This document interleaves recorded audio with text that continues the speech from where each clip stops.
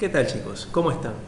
El día de hoy, tal como les había prometido, les vengo a traer mayor información sobre cómo prepararse para el examen. ¿Qué es el examen? ¿Qué pueden estudiar para el examen? ¿Cuál es la posible fecha del examen? ¿Cuáles son los posibles temas para el examen?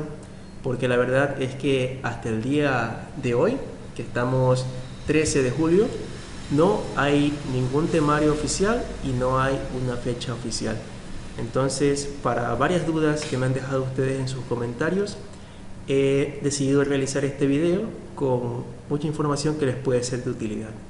Así que empecemos. Ya la mayoría se encuentran inscritos, entonces en este momento dicen, ¿y ahora qué hago? ¿Ahora qué estudio, no? Bueno, lo que sabemos es que el examen Transformar va a medir lo que son competencias y habilidades, ¿verdad? En cuanto a lo que es el campo de razonamiento lógico, razonamiento verbal y razonamiento numérico. Ahora, pero, ¿en qué consiste este examen y cuál es la diferencia con el EAES? Bueno, pues, esta prueba, la Transformar, tiene como finalidad medir el potencial de los jóvenes por medio de evaluación de aptitudes, ¿no? Las que les mencioné hace un momento, verbal, numérica, lógica, y también hay una parte de atención y concentración.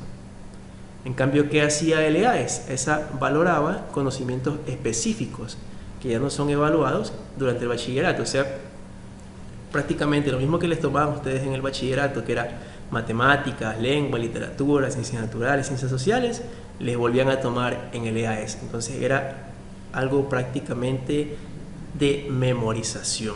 En cambio, la diferencia con el Transformar es que es de aptitudes, ¿verdad?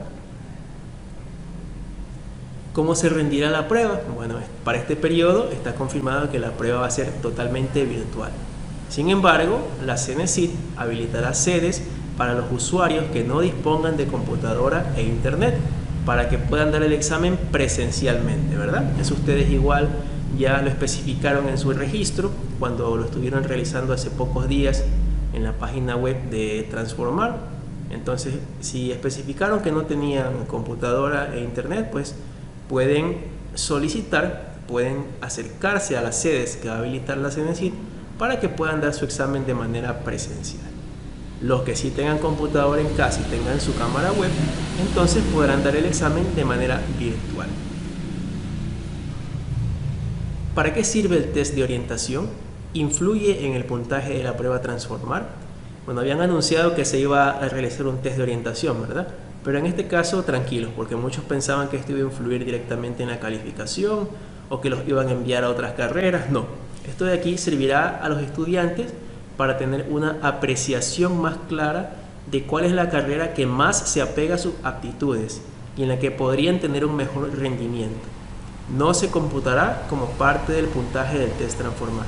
Y asimismo, no es que las carreras que les salgan a ustedes en ese test son a las que los van a enviar, ¿no? Es simplemente para que ustedes tengan un panorama más claro y puedan tomar una mejor decisión, nada más. ¿Cuándo se tomará el examen Transformar? Bueno, el examen tentativamente se tomará en la segunda semana de agosto, ¿no? Así que estamos prácticamente ya a un mes del examen. ¿Existe un temario disponible? Hasta el momento no existe temario oficial, no hay un simulador oficial y no existen ejercicios que hayan sido otorgados directamente por la CENESID. Eso sí es un poco preocupante, ¿verdad? Porque estamos a un mes y no se sabe exactamente qué es lo que van a tomar.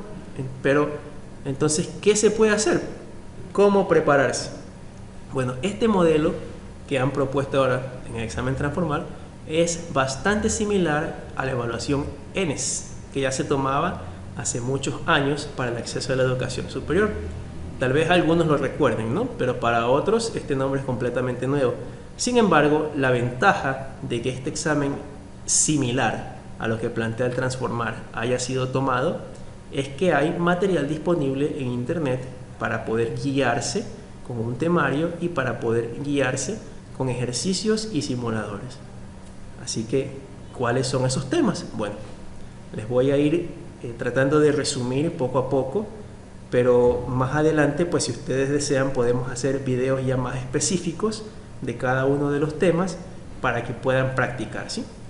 Sin embargo, ahorita les vengo a detallar cuáles son los posibles temas, cuáles son los subtemas y como un ejemplo para que sepan más o menos de qué se trata cada uno, ¿verdad?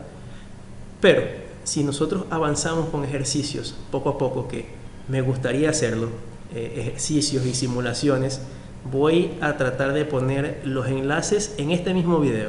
Así que si en algún momento ustedes desean ver si se hicieron los enlaces, pueden regresar a este video y yo les estaré poniendo los enlaces en cada una de las partes que se haga mención a un tema en especial. Bueno, entonces empezamos, ¿no? Razonamiento verbal. El primer tema que se planteó en el ENES era el significado de palabras y este venía con 4 subtemas: la sinonimia, la antonimia, la homonimia y la precisión semántica contextual. Ahora, ¿qué era la sinonimia? Bueno, en ese caso se especificó que este tema guarda relación con la habilidad para identificar el significado equivalente o bastante cercano que tienen las palabras propuestas a partir de un conjunto de palabras, una frase o un texto. En pocas palabras, y para resumírselo, quiere decir sinónimos, nada más que eso. Entonces es la práctica de sinónimos, ¿no? Ahí les puse un ejemplo. Dice, por ejemplo, les dan la palabra desafiar. Ustedes tienen un grupo de opciones con palabras y van a escoger cuál es el sinónimo. Quiere decir cuál es la palabra que tiene un significado similar, ¿no? Aquí tenemos el ejemplo que es desafiar y pues su sinónimo sería provocar, ¿verdad? Atacar, atemorizar, protestar no es exactamente lo mismo que desafiar. Entonces hay que escoger un sinónimo. Mucho ojo con esto, ¿no? Vamos con el siguiente, que es la antonimia. Bueno, en este caso tienen que estudiar a ustedes lo que es la habilidad para reconocer el significado opuesto que poseen las palabras propuestas. Asimismo, a partir de un conjunto de palabras, una frase o un texto, que en resumen quiere decir los antónimos, ¿verdad? Palabras opuestas.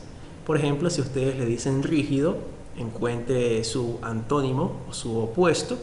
Ustedes analizan las opciones y escogen la que crean que es la palabra opuesta. ¿Cuál es la clave para todo esto de aquí? Para poder estudiar y para poder conocer lo que son sinónimos y antónimos, pues leer mucho, practicar mucho y principalmente buscar los significados de toda palabra que ustedes no comprendan, que no entiendan o que sea nueva en el diccionario. Esa es la mejor manera de prepararse para estos temas que estamos revisando ahorita. Homonimia. Esta en cambio implica la coincidencia en la escritura o en la pronunciación de dos palabras que tienen distinto significado y distinta etimología. ¿Qué es lo que quiere decir esto? Pues en resumen, que suenan igual, pero que se escriben diferente y que tienen diferentes significados, ¿no? Ahí les puse algún ejemplo, por ejemplo, A sin H y A con H se pronuncian igual, pero una es una preposición y la otra es una forma del verbo haber. Por ejemplo, la palabra banco, en cambio esa se escribe completamente igual, pero puede tener diferentes significados, ¿verdad? El banco que nosotros conocemos puede ser una entidad bancaria y el banco que se utiliza para sentarse. Tenemos otro, por ejemplo, vaya, con Y quiere decir que es una forma del verbo ir, y con doble L está haciendo referencia a una cerca, a un vallado. Y con B labial y con Y quiere decir que se refiere a un fruto. De igual manera tenemos rayar, tenemos hasta, tenemos haya. Hay un sinfín de opciones para que puedan ustedes conocer lo que es la homonimia.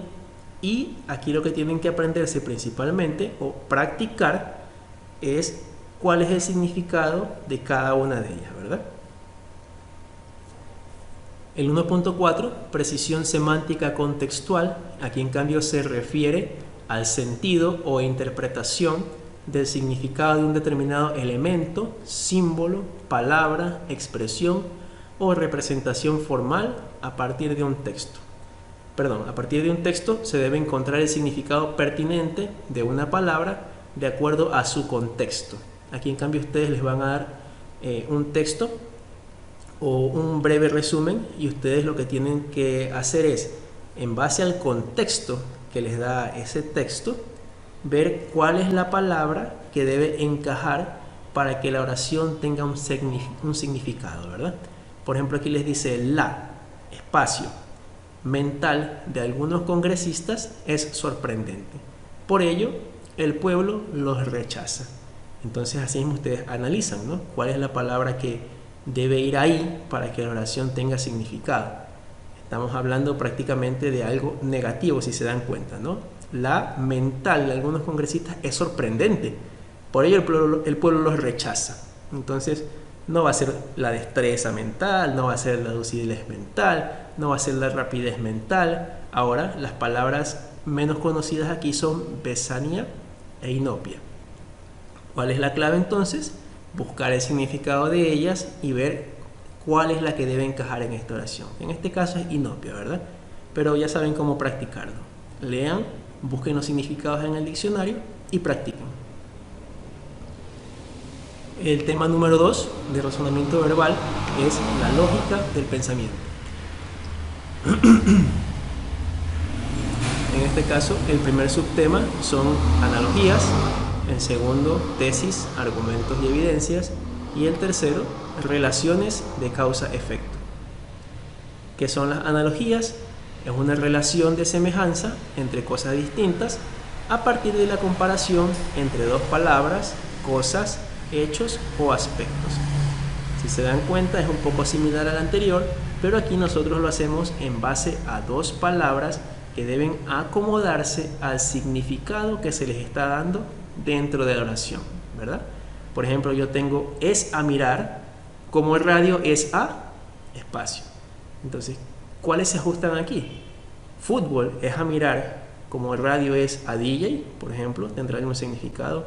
Ojos es a mirar, como el radio es a música, por ejemplo.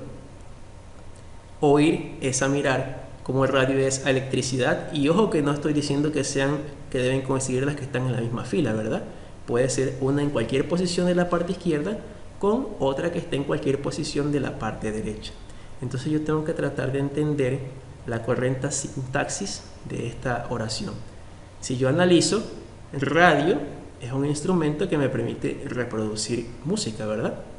Entonces, ¿cuál será el espacio para cubrir el instrumento que me permite a mí mirar en caso de llenar el primer espacio? Pues vendría a ser el televisor, ¿verdad? Tienen que tener muy claro eso, ¿no? Tal vez algunos digan, pero pueden ser los ojos. Pueden ser los ojos, ¿verdad? Los ojos son a mirar, pero ojos no equivale a radio. Y yo estoy viendo el equivalente a un radio, ya que en la parte izquierda estamos hablando de el instrumento que en este caso reproduce, ¿verdad? Entonces yo ya tendría televisor en la parte izquierda. Entonces sería televisor es a mirar. Como el radio es a, asimismo mi clave ahora sería mirar. Estamos haciendo referencia a la acción que yo realizo a través del televisor. ¿Y cuál sería la acción que yo realizo a través de la radio? Escuchar, ¿sí? Entonces así funcionan las analogías. 2.2 Tesis, argumentos y evidencias. Aquí en cambio implica la identificación de tesis, argumentos o evidencias a partir de un microensayo. Estas son un poquito más extensas, sin embargo ahí les dejo un pequeño ejemplo para que lo puedan analizar. Ahí pueden ustedes ver que estos ejercicios se toman de manera que les dan a ustedes un texto ya un poco más extenso para que ustedes lo analicen y puedan extraer la idea principal de ese texto, ¿sí? ¿Cuál es la tesis, por ejemplo, de ese texto? ¿Cuál es el argumento? Entonces, para este tipo de ejercicios les van a poner siempre de esta manera. Ustedes deben leer concentradamente, detenidamente, y luego de eso buscar lo que les piden, que puede ser la idea central, como les dije, puede ser el argumento, etcétera, etcétera. Todo depende de cuál sea el objetivo de la pregunta. Así que primero lean con cuidado el texto, lean con cuidado lo que les piden en la pregunta y luego seleccionen lo que crean que es más conveniente. Relaciones de causa-efecto, en cambio aquí involucra seleccionar una conclusión lógica a partir de 4 premisas. Por ejemplo, le dan a ustedes 4 premisas. Dice, sé exigente, no toleres ninguna debilidad. Las personas de éxito han sido muy exigentes. Si toleras una falta tuya, el único que pierde eres tú. Exigir mucho de ti en todo sentido es el camino del éxito. Exigir muchas horas de trabajo y mucha perfección en todo lleva al éxito. Entonces, ustedes leen esas premisas y en base a ellas sacan la conclusión de todo el ejercicio, de todo el texto. En este caso, la respuesta correcta es la B. Solo la exigencia te lleva al éxito, ¿no? Ustedes deben de analizar bien las opciones que les dan y según eso, escoger la más adecuada. El tercer tema de razonamiento verbal que deben repasar es la lectura crítica. Bueno, aquí tenemos la comprensión de palabras, ideas principales y secundarias, ideas inferenciales, ideas centrales y postura crítica del texto. Esto va bastante cogido de la mano, son similares, pero con un enfoque un poquito diferente. Por ejemplo, la comprensión de palabras implica determinar a partir de la lectura de un texto el significado correcto de una o más palabras seleccionadas. Entonces, aquí ustedes van a leer todo el texto y en esa palabra en específica que le hagan énfasis, que esté sombreada, que esté subrayada, tienen que ustedes, según lo que han leído, escoger el significado que se le está dando dentro de la oración, ¿sí? Entonces, leen todo y en base al contexto de toda la lectura, seleccionan cuál sería el significado que le está dando. Por ejemplo, aquí dice, este monstruo, para no parecer en su obligado confinamiento laberíntico, periódicamente debía ser alimentado con carne humana, suministrada por la ciudad de Atenas, como parte de un oneroso y humillante tributo al todopoderoso Minos, ¿sí? Leen ustedes las opciones, a qué se referirá en este caso con oneroso, según todo lo que acaban de leer, si es de un alto precio, si es que es muy delicioso, si es que no tiene precio, si es que es muy molestoso, ¿sí? Y seleccionan la respuesta correcta.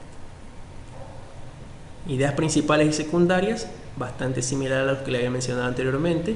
Van a leer el texto completo y según eso ustedes seleccionan cuál sería la idea principal o la idea secundaria, pero según lo que les pidan, ¿no?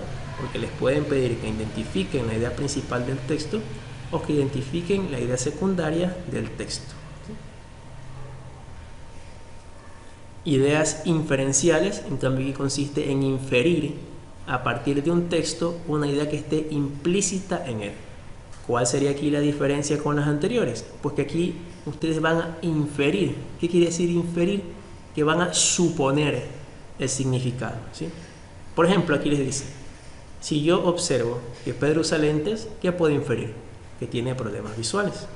Si yo observo que sale mucho humo de la casa de Isidro, yo puedo inferir que se está incendiando la casa, ¿sí?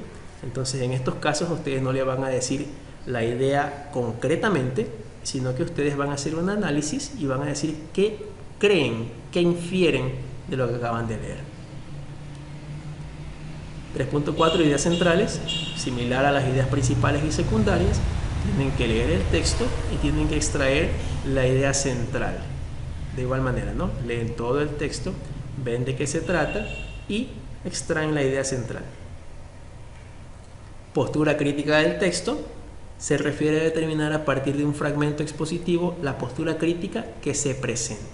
En este caso ya no es exactamente la idea principal, la idea secundaria, la idea central, sino qué es lo que da a entender el autor, pero críticamente, directamente él, ¿verdad? ¿Qué es lo que él nos quiere dar a entender? No lo que nosotros inferimos, como hablamos hace un momento, sino lo que el autor quiere decir con su texto. Asimismo leen y seleccionan la respuesta que más se adapte. Cuarto tema para razonamiento verbal, vienen las relaciones sintácticas. En primer lugar tengo orden y función de los elementos de un texto, concordancia en un texto y conectores en textos. El primer subtema, orden y función de los elementos de un texto, aquí involucra ordenar un conjunto de palabras según el criterio sintáctico para formar oraciones simples y compuestas. Es bastante sencillo, pero no se confíen, tienen que siempre buscar la lógica de cada palabra que está formando el texto. Por ejemplo, aquí dice, ordenen las palabras para formar una oración con sentido lógico. Tienen batalla, la, independencia, de, nuestra, sé yo, pichincha. Entonces, todas esas palabritas que ustedes tienen ahí, las van a poner en el orden correcto para darle sentido lógico a la oración. Ustedes ven a qué número se le ha asignado a cada palabra y en base a ese número seleccionan el orden lógicamente de izquierda a derecha, ¿verdad? Por ejemplo, si yo quiero empezar la batalla de Pichincha, entonces el orden sería hasta ahí: 2, 1, 4, 7. Y así van ustedes avanzando hasta ver cuál es la que le da el correcto sentido a la oración. 4.2. Concordancia en un texto. Significa aplicar las reglas de concordancia nominal y verbal a partir de frases, oraciones o párrafos. Ejemplo, dice, elija la palabra que complete la siguiente analogía. Coloquio es a charlar, como sollozar es a divagar, llorar, refutar o reír. Entonces ustedes aplican reglas de concordancia, sea nominal o sea verbal, y según la frase que les estén dando, pues escogen cuál es la palabra que hace la equivalencia a la que se está solicitando en el texto. Conectores en textos implica emplear conectores de uso cotidiano pertinentes a partir de frases, oraciones o textos de máximo 50 palabras. Aquí hay un ejemplo, ¿no? Les dan un texto y ustedes lo que hacen es añadir cuál es el conector correcto. Esta de aquí lo que va a tener como idea principal es que son palabras que se usan comúnmente, ¿no? Por ejemplo, ahí vemos en las opciones más aún, es decir, aunque, también. Entonces aquí deben de conocer cuál es el correcto uso de estas palabras, cuál es la correcta forma de emplearla en una oración para que puedan distinguir entre ellas y escoger la más apropiada. Hasta ahí lo que es el razonamiento verbal. Luego de eso empezamos con los temas para el razonamiento numérico. Tenemos en primer lugar sucesiones. ¿Cuáles son sus subtemas? Sucesiones numéricas, alfanuméricas y alternantes. ¿En qué se basan las sucesiones numéricas? Son ejercicios que consisten en identificar el patrón que forma una secuencia o sucesión de números, ¿sí? Por eso son numéricas, porque solamente aquí nos hablan de números. Por ejemplo, tenemos aquí una sucesión bastante sencilla: 8, un sexto, 4, 3 cuartos, 5, un medio, 7, un noveno, y les pide identifique el quinto elemento después de ordenar en forma decreciente los siguientes números, ¿sí? Siempre lean bien la orden que les está dando el ejercicio, porque en una sucesión numérica les pueden a ustedes pedir el primer término, el último término, el quinto término. Entonces, o cuál es la diferencia, la distancia, la razón entre esos números. Así que lean bien el texto. Por ejemplo, miren aquí, primero tienen que ordenar en forma decreciente, quiere decir de mayor a menor, los siguientes números, y luego de que los ordenan, escogen el quinto número, ¿sí? Entonces ustedes van viendo, ya, bueno, yo creo que 8 es el mayor, dice. Entonces va 8, va 7, va 5, va 4, pero no se confíen. Hay fracciones que pueden ser mayores o menores que un número entero, ¿verdad? Por ejemplo, si yo tengo la fracción 1 medio, es 0.5. Quiere decir que está entre 0 y 1. Así que tengan mucho cuidado con esto. Cuando trabajen con fracciones, intenten preferible llevarlas a decimales para que tengan una idea de exactamente entre qué números va a ir. Sucesiones alfanuméricas, bueno, es bastante similar a la numérica, es prácticamente lo mismo, solamente que aquí están formadas por números y letras. Así que ustedes tienen que hacer un análisis un poco más completo, ¿sí? Además de eso, hay que también considerar que los términos pueden relacionarse, dice, por adición, sustracción, multiplicación, división, potenciación, erradicación, etc. Entonces, al igual que el caso anterior, primero se lee con cuidado lo que les está solicitando el ejercicio y luego proceden. En este caso dice, identifique el elemento que complete la serie. Es una secuencia, dice A1, B2, C3, E5, H8. Entonces, denle ustedes un sentido tanto a las letras como a los números, ¿no? Si yo veo cómo van aumentando las letras, veo A, B, C, E, H, ¿cuál seguirá? Entonces tengo que ver cuál es la distancia que estoy dejando entre cada letra para saber cuál será la siguiente. De igual manera con los números, ¿no? Tengo 1, 2, 3, 5, 8.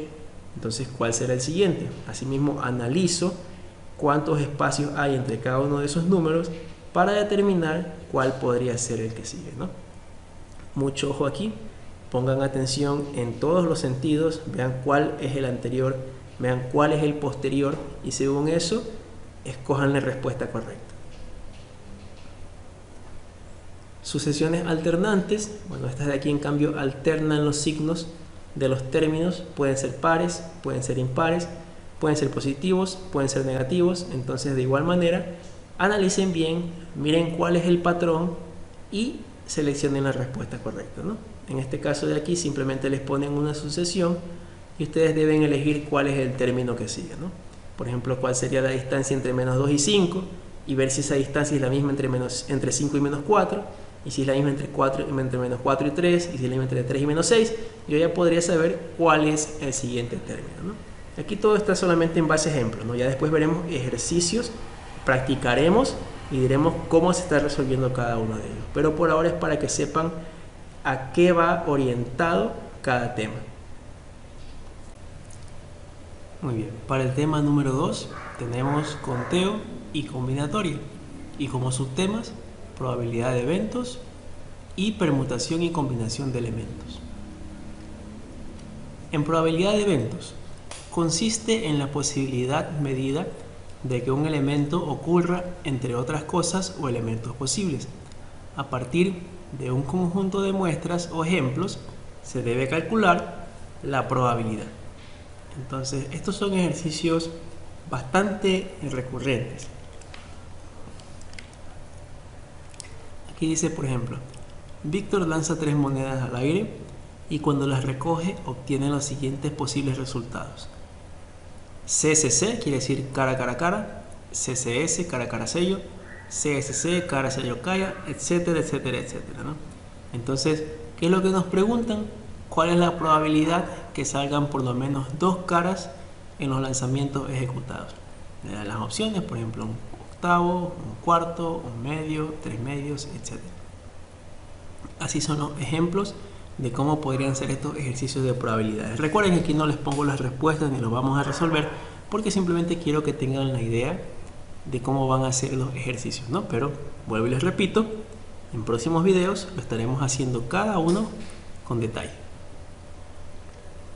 2.2 Permutación y combinación de elementos. Es todo ejercicio conformado por elementos en donde interesa el lugar o posición que ocupa cada uno de estos. Se debe determinar las posibles formas de ordenarlos, ¿verdad? Entonces, de la misma manera, aquí dice en cambio, ¿cuántos grupos de 5 letras se pueden formar a partir de la palabra matemáticas? Entonces, aquí es donde viene la aplicación de la combinación y permutación de elementos. Aquí varias se pueden hacer simplemente con un análisis y con un orden, pero para otras sí es posible utilizar cualquier tipo de fórmula que sea permitida en estos casos. Tema 3 de razonamiento numérico, tenemos razones y proporciones. Como subtema 1, regla de 3, subtema 2, aplicaciones de porcentaje y subtema 3, conversión de unidades. La regla de 3 creo que todos la conocemos, ¿no? Por ejemplo, es el procedimiento que permite calcular el valor de una cantidad comparándola con otras cantidades.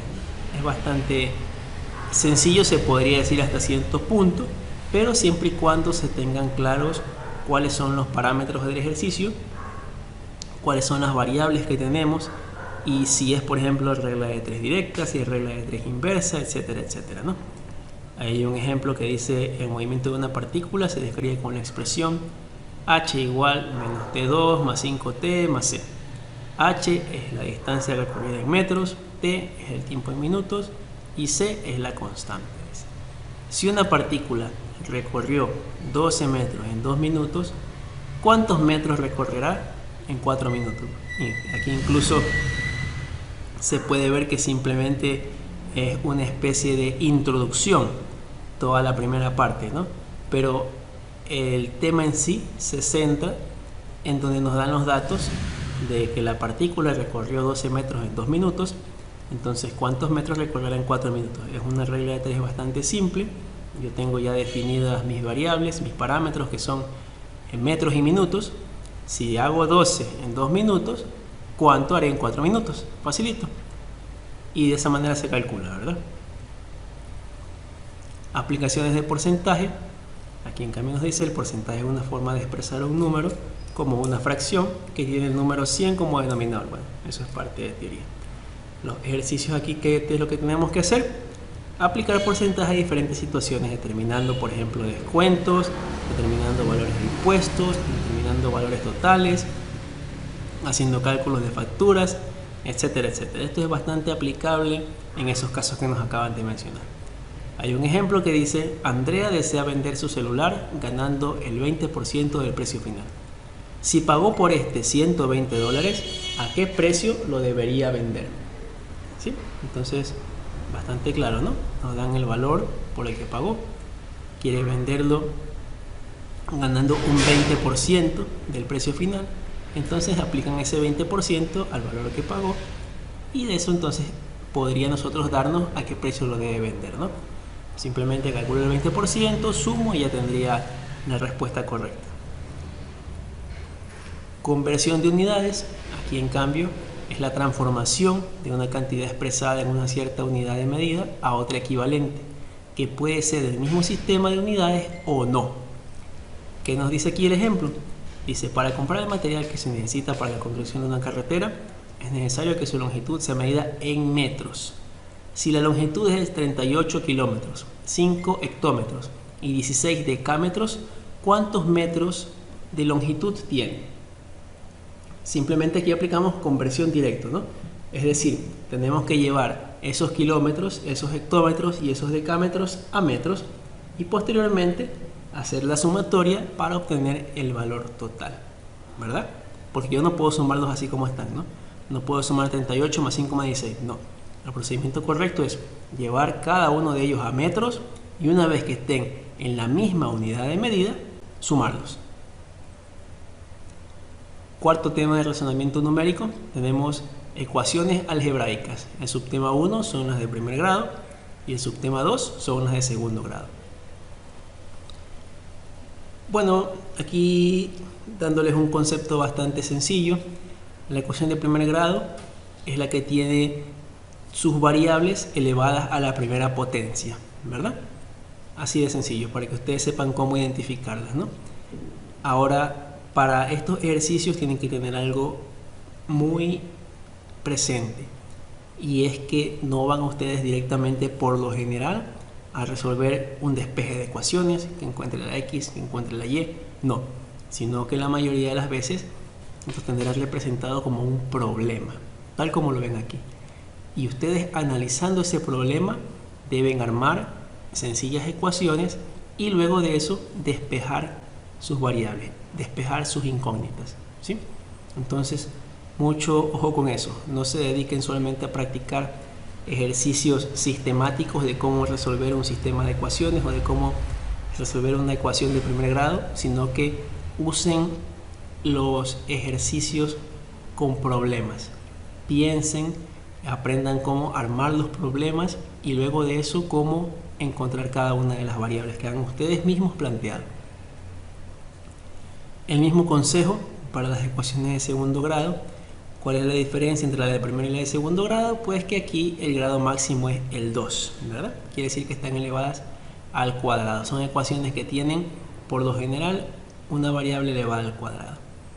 Y asimismo, planteen problemas, estudien problemas, aprendan cómo despejar con ecuaciones cuadráticas y luego de eso, pues, descubrir cuál es el resultado.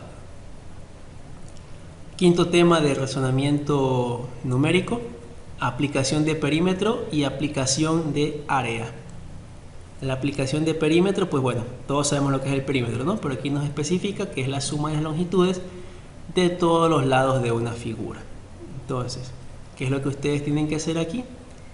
Practicar y conocer las fórmulas de los perímetros de las diferentes figuras geométricas. Por ejemplo, el triángulo, los cuadriláteros. Recuerden que el cuadrilátero encierra todo lo que tiene 4 lados, ya sea cuadrado, ya sea rectángulo, etcétera, etcétera, etcétera. Circunferencias también. Hay un ejemplo, dice la base de un rectángulo es el doble de su altura. ¿Cuánto mide la base en centímetros? Y el perímetro es 60 centímetros, ¿verdad? Entonces, asimismo, leemos, analizamos y resolvemos. Me dejan la clave para encontrar la altura, diciéndome que es el doble de la base. Entonces tengo que saber con eso cuánto mide la base. Y aparte de eso me dicen que el perímetro es 60 centímetros, ¿no? Entonces aquí vamos lo contrario. Yo ya sé cuánto mide el centímetro, pero tengo que llegar a encontrar cuánto miden sus lados. Y es un ejercicio totalmente válido.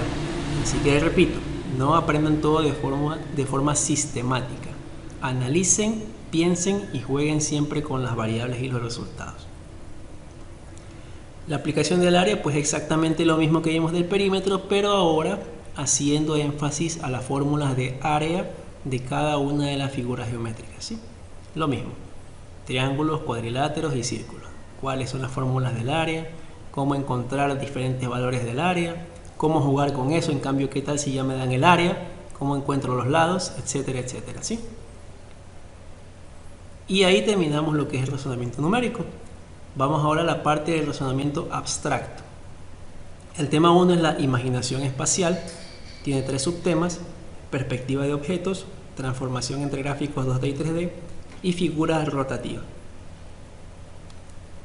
El 1.1, perspectiva de objetos, es el arte de dibujar para recrear la profundidad y la posición relativa de los objetos comunes. Simula la profundidad y los efectos de la ilusión visual que percibe el observador. ¿Qué quiere decir esto? Que nosotros vamos a tener figuras, como por ejemplo la que está aquí, y que ustedes van a tener que visualizar según lo que les pide el ejercicio. Por ejemplo, aquí dice: identifique la vista posterior que posee la siguiente figura. Entonces, tal como ustedes la ven así en el plano que les dan, tienen que ustedes tratar de visualizarla. ¿Cómo se vería si yo estuviera de espaldas? Si yo tuviera la figura vista desde su forma posterior. Con eso entonces pueden guiarse con sus diferentes filas, ¿no? Yo observo que tiene, por ejemplo, al fondo, ¿no? 3, de ahí tiene 4, de ahí tiene 2, y de ahí atrás tiene 1, pero adelante tiene 3. Entonces, si yo la pongo de espaldas, ¿cómo la vería? Entonces, eso es lo que ustedes tienen que hacer. Verlo en su mente, guiándose con lo que les da el ejercicio. Asimismo, esto es pura práctica, chicos. Pura práctica, puro análisis, pura interpretación y concentración. Aquí eso es lo principal. Concéntrese muy bien y traten de, con su mente, darle vuelta, ponerlo al revés, girarlo 90 grados, girarlo 180 grados, reemplazar un lado por el otro, dependiendo de lo que estén viendo, ¿no? Transformación entre gráficos 2D y 3D implica generar un proceso de reconocimiento visual en torno a una representación bidimensional. ¿Qué quiere decir esto? Que ustedes van a tener, por ejemplo, un gráfico en 2 dimensiones, así como se ve en el ejemplo, ¿no? Por ejemplo, ahí yo tengo, que podría decirse, 2 cuadritos en las esquinas, y en el centro tengo 2 cuadritos, pero que se encuentran cortados en una parte formando un triángulo. Entonces, así como ustedes lo ven en 2 dimensiones, ahora tienen que tratar de armarlo en 3 dimensiones y tratar de ver a cuál de las opciones que les da el ejercicio equivaldría ese cuadrito que está en 2D armado en 3D, ¿no? Obviamente se convertiría en una especie de cubo. Pero, ¿dónde estará esa hendidura que vemos nosotros en la mitad? Ese es el trabajo que hay que hacer en nuestra mente, ¿no? Tratar de visualizarlo, moverlo de un lado al otro y analizar. Y luego de eso escoger la respuesta correcta. Figura rotativa implica generar un proceso de reconocimiento visual a partir de una imagen que gira en diferentes grados, tomando en consideración un patrón fijo como base para realizar el reconocimiento. Ejemplo, bueno, aquí tenemos un ejemplo, ¿no? Vemos cómo es la misma figura, pero que se encuentra girando en cierto patrón en la primera fila. Entonces, cómo se verá en la segunda fila, cómo se verá en la tercera fila y cómo se verá exactamente en la posición donde está el signo de interrogación, que es lo que quieren saber, ¿no? Esta está un poco sencilla porque puedo guiarme con esa figura de 90 grados que se encuentra en las esquinas. Yo puedo ver que en la tercera columna esa figura va en la parte inferior derecha. Entonces, prácticamente esa sería mi clave para saber dónde iría la que tiene el signo de interrogación. Bueno, ese es el tipo de análisis, ¿no? Tienen que tratar de girar la figura y de guiarse de acuerdo al patrón que observan. El segundo tema de razonamiento abstracto son series gráficas. Aquí viene compilación y simplificación de formas, cambio posicional de figuras y deformación de objetos. ¿Qué es la compilación y simplificación de formas? Aquí implica generar un proceso de reconocimiento visual a partir de una secuencia de gráficos con un número creciente de elementos para reconocer el patrón faltante. Bueno, aquí se ha montado un poquito la figura, les pido disculpas por eso. Es que el cambio de máquina, ¿verdad? De un monitor, de una pantalla más grande a más pequeña, pues comprime un poco más el contenido y provoca que se monten de esta manera las imágenes. Pero están por encima, así que lo importante es el ejercicio y lo que les estoy yo mencionando. Como ustedes ven ahí dice que figura continúa, como yo veo en la parte superior, que es el renglón de la guía, puedo ver un cuadrito, al cuadrito le sale una patita a la izquierda, luego de eso uno en el centro, luego de eso uno a la derecha. Entonces, ¿cuál será la que sigue? Si yo analizo el patrón, entonces lo más lógico sería que toque otra X en el centro, ¿verdad? Otro palito en el centro, que corte al que ya estaba formado. Cambio posicional de figuras implica generar un proceso de reconocimiento visual a partir de una secuencia de gráficos que presenta rotación o traslación de sus componentes. Aquí se mueven los componentes internos de la figura. Podemos ver ahí, por ejemplo, un círculo y un cuadro distantes, luego se van acercando, luego se acercan un poco más. Entonces, ¿cuál sería la que sigue ahora? Yo analizo, ¿no? En la A ya está afuera, se pasó. En la B ya pasó por ahí, porque recién se está comenzando a despegar la figura. En la D, en cambio, está al revés, completamente. Entonces, esas son como quien diga otras posiciones, ¿no? Yo podría ver que estaría entre la B y la C. Sin embargo, si veo cómo va bajando la figura entre la segunda posición y la tercera, me daría cuenta que lo más lógico sería que primero seguiría la C y después seguiría la B. Pero en el espacio que sigue ahora, la respuesta sería la C. Ese es el análisis para este tipo.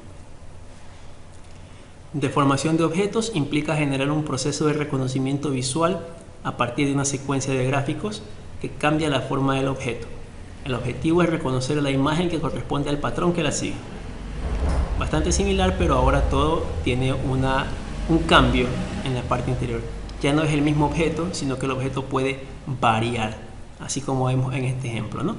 En la parte inferior, bueno, aquí tengo yo unos rombos. En la parte inferior pueden ver que tengo un triangulito, luego es un círculo, luego vuelve a ser un triángulo, pero le falta la base, ¿no? Luego tengo otro círculo. Entonces yo puedo guiarme con ese patrón. Veo triángulo, círculo, que sigue, triángulo. Hasta ahí ya puedo estar, por ejemplo, entre la B y la D. Pero ahora, ¿en qué posición va? Entonces vuelvo a tratar de ver el patrón, hacia dónde se están moviendo los objetos, para ver dónde tocaría, ¿no? Por ejemplo, tengo abajo, tengo arriba, ¿dónde sigue? Abajo. Y listo. El tercer tema es razonamiento abstracto, conjuntos gráficos, semejanzas y diferencias gráficas y analogías gráficas. Las semejanzas y diferencias gráficas, pues, mediante un reconocimiento visual, que es lo que tienen que hacer ustedes, pues identificar de un grupo de imágenes cambiantes que incluyen elementos invariables el gráfico que complete dicho conjunto. Aquí tenemos un ejemplo, ¿no? Bueno, este está de un poco más de análisis, pero asimismo yo puedo ver que las figuras van rotando y aparte de que van rotando, en cada una le agrego otra figurita encima. Y la que tenía antes como principal pasa a ser secundaria. ¿Sí la ven? Como se va metiendo poco a poco, y en medida que se va metiendo va girando. Entonces tengo que ver el patrón de giro, el patrón de introducción, y en base a eso elegir cuál sería la que sigue. Las analogías gráficas implican en cambio el proceso de reconocimiento de relaciones entre las imágenes. ¿Qué quiere decir esto? Aquí hay un pequeño ejemplo. Dice el cilindro equivale a un rectángulo. Entonces, ¿a qué equivaldrá la figura que está ahí? ¿A qué equivaldrá? Bueno, pues yo sé tranquilamente que eso es un cono y el cono proviene de un triángulo, ¿no? En este caso, un triángulo aparentemente equilátero, según como se ve en la figurita. Entonces, esa es la idea de cómo se resuelven este tipo de analogías. Ese, chicos, es el último ejemplo. Ahora, esto de aquí no me lo estoy inventando, por si acaso, como les dije, estoy utilizando como guía el temario del examen del EAES, que fue el que se tomó ya hace varios años aquí en el país y que evaluaba asimismo el conocimiento verbal, matemático y lógico. Y les voy a dejar ese documento porque nada es secreto. Lo principal es que ustedes puedan tener la base, verificar si están de acuerdo con lo que yo les he mostrado y pueden utilizarlo para descarguenlo. Les recomiendo que lo descarguen, les recomiendo que lo lean porque es un documento que fue proporcionado en su tiempo para que el estudiante pueda leerlo, pueda saber cómo iba a ser el examen, pueda verificar cuáles eran los temas que se iban a tomar en el examen. Y por último estaba un pequeño cuestionario para que puedan... Es como un simulador, ¿no? Pero en esa época la mayoría era todo directamente en papel. Entonces ustedes pueden ver cómo estaban estructurados. La mayoría de ejercicios, de ejemplos que he sacado aquí, lo hice de ese mismo documento y con ese objetivo de que ustedes puedan ver de dónde salió todo y que puedan usarlo como una guía. Aparte de eso, pues hay bastante material en internet. Pueden ustedes buscar directamente simuladores de EAES o simuladores de razonamiento lógico, de razonamiento verbal, de razonamiento matemático. Y si aún así les queda alguna duda, pues voy a tratar de ir subiendo video ya ahora sí de cada uno de estos temas, pero estudiando por qué, cómo resolvemos, qué fórmulas aplicamos, qué debemos hacer para poder encontrar la respuesta correcta. Vamos a ir empezando poco a poco. Yo sé que queda poco tiempo, pero creo que si lo hacemos de manera determinada y lo siguiendo un orden, pues se lo va a lograr. Cualquier duda que tengan, pues dejen en los comentarios y pues prepárense y sigan adelante. Éxitos a todos.